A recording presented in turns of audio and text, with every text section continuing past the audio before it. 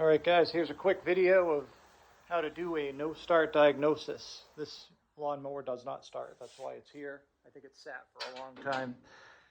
The first thing that I do before trying anything is check the oil. You might find it's low on oil. You also might find that the oil is filled with gas. In this case, it looks like the oil is a little bit overfull, but not bad. It doesn't smell like gas, so that's good, because if there was gas in it, obviously gas is leaking through the carburetor and getting into the engine. And in that case, I wouldn't want to try to start it at all. The next thing that I want to check is when I push down the kill handle, does it actually move this far enough? So it looks like that's moving far enough that it should be ungrounding the spark plug. So we'll call that good for now. And then the next step is to take the air filter off, spray some starter fluid in, and see if we can get this thing to run for even a second. Because that's the easiest first test. When you spray the starter fluid in, if it starts for a second, you know you have compression, you know you have spark, and you know in that case what you're not getting is fuel. So you could either have bad gas, the carburetor could be dirty, but either way, you know it's something fuel related at that point. On an old motor, on an old engine like this, I would probably just replace the carburetor. I mean, this one looks pretty oily. I'm sure it's sat for a while. My guess is that if I open this carburetor up, it's going to be pretty gunky anyway. So anyway, give it a quick spray, see if it starts.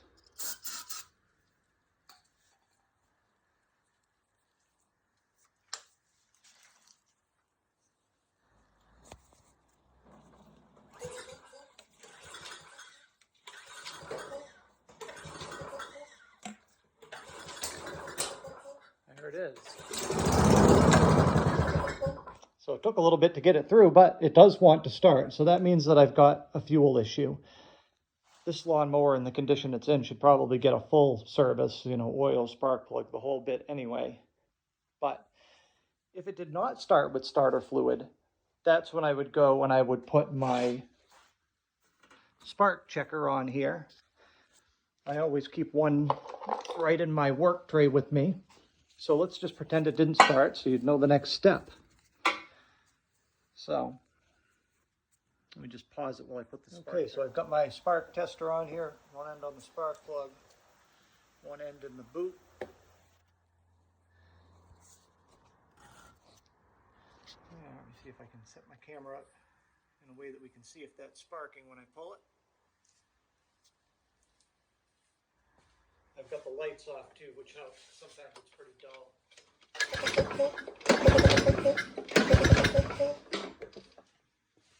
You looked closely enough there, you can see that there was definitely a spark in that little window. Now, sometimes if a spark plug goes bad, then the spark isn't flowing through correctly. And you can take this off the spark plug and you can clamp it down to the edge of the engine block so that you know you're getting a good ground. And you can pull the cord again and see if you have spark going through the spark tester. And what that does is it just bypasses the spark plug. Because if you get spark directly connected to the engine block, directly connected to ground, your next step would be to replace the spark plug and see if that makes a difference. And then put it back on the new spark plug, retest it, see if you can see a spark in the window. And maybe even the engine will start at that point. If you put a new spark plug in and it still doesn't go through here, even though it was going through when you had it directly grounded, a lot of times that still means that it's the coil, because sometimes the coil is weak. And when it's directly connected to a ground, you'll see a spark in the tester.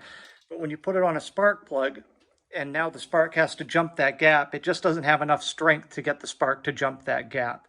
So that is also a sign of a bad coil. And of course, if you saw no spark at all, and you know that your kill switch is disconnecting correctly, then you know that you have a bad ignition coil.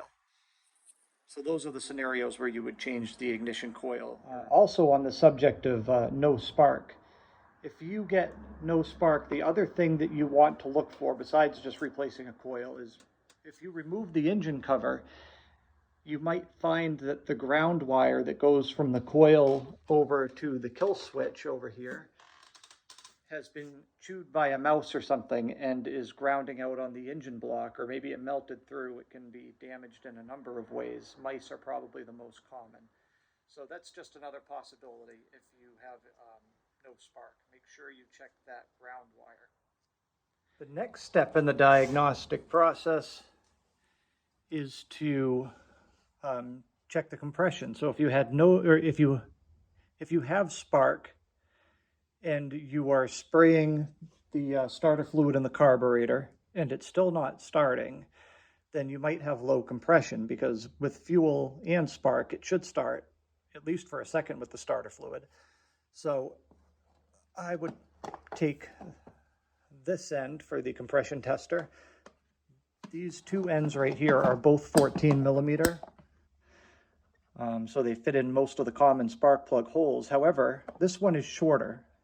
So for engines that take a short spark plug instead of a long spark plug, like this is a J19LM spark plug, so that's a short one, you want to use this one. If it was a RC12YC, for example, or an NGK BPR60S with the longer ends on them, you'd want to use this one. But you don't want to put the long one in the short one, that's for sure, because your piston might come up and hit that and actually hurt the piston. Okay, so I have screwed the end into the spark plug hole. I removed the spark plug, screwed that in, hooked my compression gauge up, and now I'm going to pull start it. And basically you just pull start it until the needle doesn't go up any higher. I'll show you.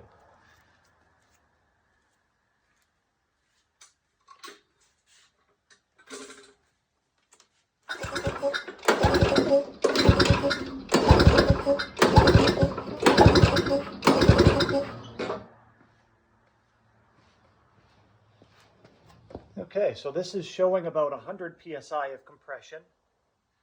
On engines that you pull start, I mean, that's a pretty good compression reading. If this had electric start and it could turn it over really fast, you would probably actually get a little bit higher than that. You might get 120, 130. But either way, if you're getting somewhere above 70 or so, your compression is probably okay on a pull start engine. And don't go cheap on your compression gauge. You can buy cheap ones, but they're oftentimes not super accurate, and you might end up declaring an engine low compression or possibly dead when it really isn't.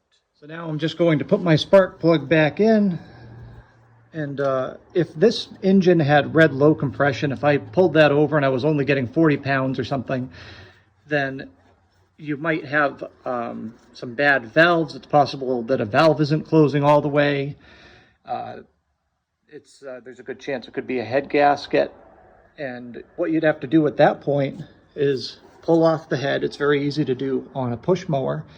And you can look at the condition of everything in the engine. You can see if the valves are closing all the way. Do you have a loose valve seat? You can see the condition of the head gasket. You might see that it has blown through. You can look at the sides of the piston wall and see if they look like they're scored, because the sides of the piston wall, outside of maybe seeing some hash marks, should be perfectly smooth. You should see no score lines going up and down it. Any of those things could cause low compression, and in that case you've got to talk to your customer, because now you're getting into some bigger dollars.